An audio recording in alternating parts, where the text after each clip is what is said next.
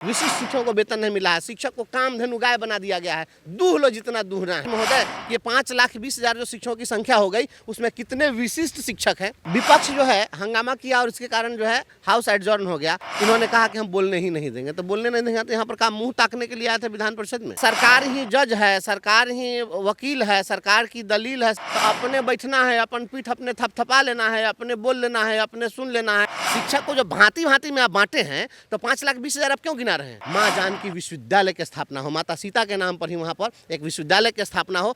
उनको वेतन नहीं दे रहे हैं, वेतन निर्धारण के नाम पर वसूली हो रही है। कोई पूछने वाला नहीं, कोई बोलने वाला नहीं है। कौन बोलेगा, कौन पूछेगा।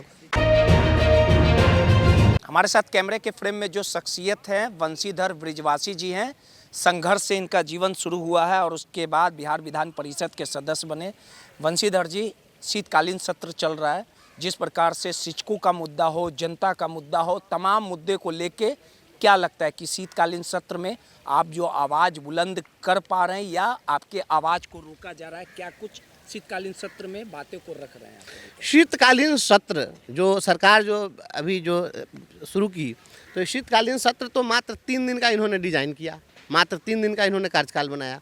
तो एक दिन महामहिम राज्यपाल का ही भाषण होना था, दूसरे दिन तो सत्र चला होगा। आज क्या सत्र चला है? इसको सत्र चलना अगर कहते हैं तो सत्र बंद होना, बाधित होना किसको कहते हैं। और पहले मैं यह सुनता था कि विपक्ष जो है हंगामा किया और इसके कारण जो है हाउस एडजॉर्न हो गया। ये तो सुनियोजित तरीके से सरकार ही हाउस एडजॉर्न कर दी। पूरे दिन भर लोग बैठे हुए हैं, कोई काम तो हो नहीं रहा, क्योंकि इन्होंने कहा कि हम बोलने ही नहीं देंगे। तो बोलने नहीं देंगे तो यहाँ पर काम मुँह ताकने के लिए आए थे विधान परिषद में, बोलने नहीं देंगे। ये हाँ, देखिए, हमको जो प्रस्ताव देना था हम दे दिए। ये विधान परिषद की कार्यसूची है, विधान परिषद ने जारी किया इस कार्यसूची को, कल ही जारी हो गया।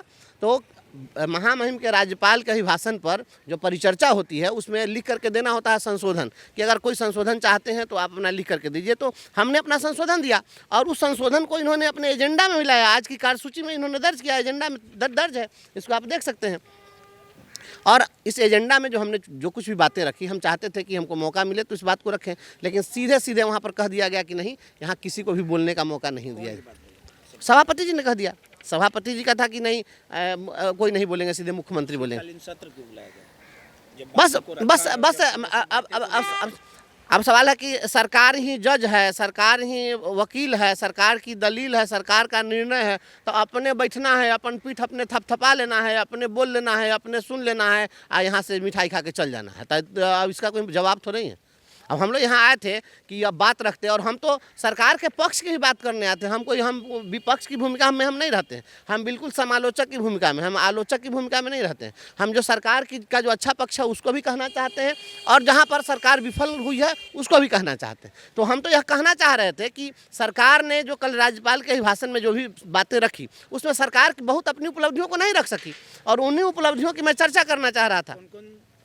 मैं यह कहना चाह रहा था कि महामहिम राज्यपाल के अभिभाषण में सरकार ने शामिल किया कि 5,20,000 शिक्षक अब राज्य के अंदर हो गए हैं। हम जो है 2.5 लाख से अधिक शिक्षकों की बहाली किए हैं। तो इसको कौन नकार सकता है? बहाली हुई है तो हुई है, यह सरकार की उपलब्धि है। लेकिन ये भी तो बताते मुख्यमंत्री महोदय कि 5,20,000 जो शिक्षकों की संख्या हो गई, उसमें कितने विशिष्ट शिक्षक हैं।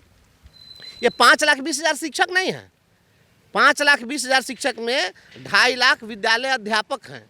आप बताते कि 77,000 नियोजित शिक्षक हैं।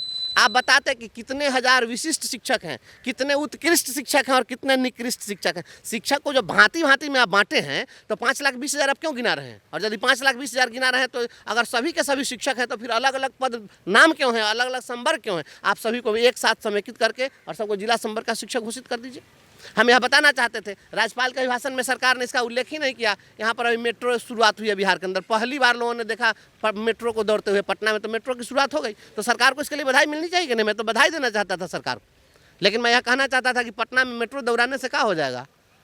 पटना में आप मेट्रो दौड़ाइएगा, उससे बहुत लाभ नहीं मिलने वाला है। इसको आप हाजीपुर तक कनेक्ट कर दीजिए, ताकि हाजीपुर जो है पूरे नॉर्थ बिहार से जितने लोग आते हैं हाजीपुर से होकर के आते हैं, अगर हाजीपुर में अगर मेट्रो अगर पहुंच जाए तो लोग मेट्रो से सीधे राजधानी पहुंच जाएंगे, जाम की समस्या उनको फेस नहीं करनी पड़ेगी।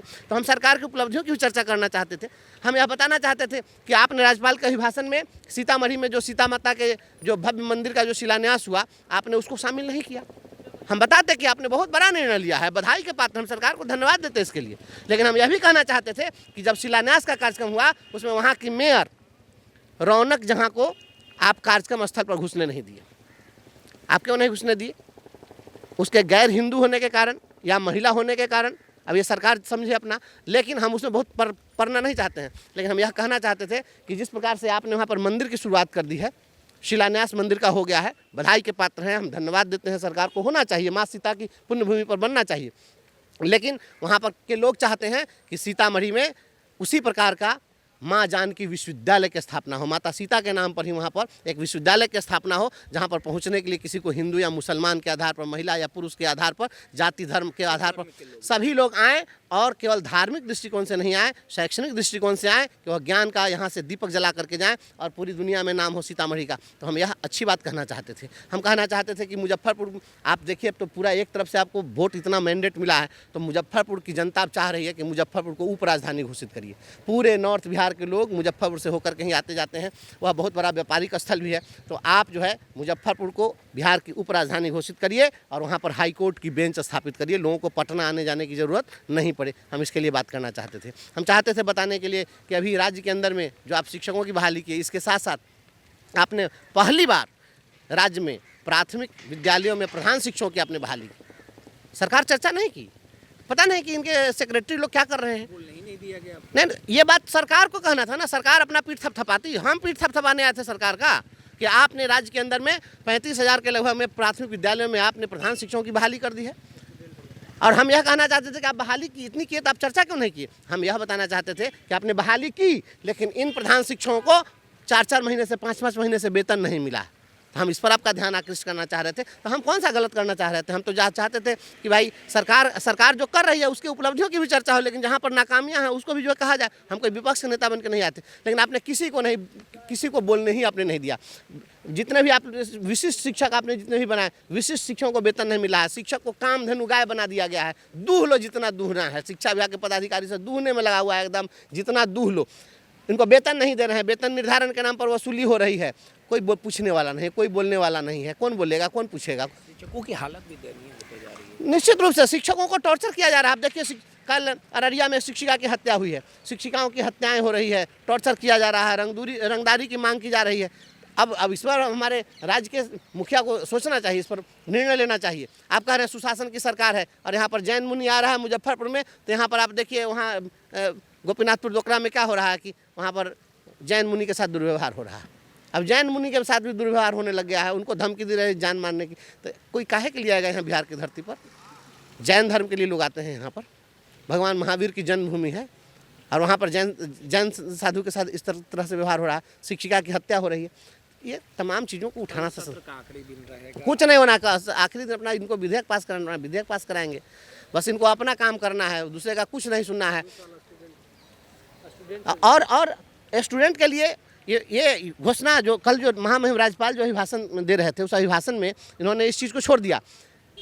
माननीय मुख्यमंत्री जी ने घोषणा की, इसी सरकार ने घोषणा की है कि 20 से 25 आयु वर्ग के नौजवानों को जो इंटर पास हैं, जो ग्रेजुएट हैं, उनको जो है हम 1,000 रुपया प्रति माह देंगे। तो आप इसकी चर्चा क्यों नहीं की राज्यपाल के अभिभाषण में? ये तो बड़ा निर्णय है, सरकार की है तो होनी चाहिए चर्चा। लेकिन हम यह पूछना चाह रहे थे सदन में कि आपने यह क्या सोच करके निर्णय लिया कि 2 ही साल तक देंगे? तो 2 साल में क्या, 2 साल में आप 1,000 रुपया दे दीजिएगा तो उसी में उसकी नौकरी हो जाएगी, उसी में रोजगार ढूंढ लेगा, क्या कर लेगा? आप वृद्धा पेंशन के लिए आप 1,100 रुपया प्रति माह आपने कर दिया बुजुर्गों को, और नौजवानों को बस वही 1,000 रुपया आप दे रहे हैं। तो उसे क्या कर लेगा? वो बाघ मार लेगा। और उसको भी आपने तय कर दिया कि 2 ही साल तक देंगे, तो 2 ही साल तक में वो कैसे कुछ कर लेगा?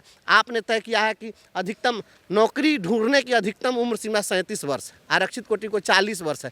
तो आप जब तक आदमी नौकरी की तलाश कर सकता है, जो अधिकतम उम्र सीमा निर्धारित आपने की है नौकरियों के लिए, उस उम्र तक आपको इन लोगों को बेरोजगारी भत्ता आपको देना चाहिए।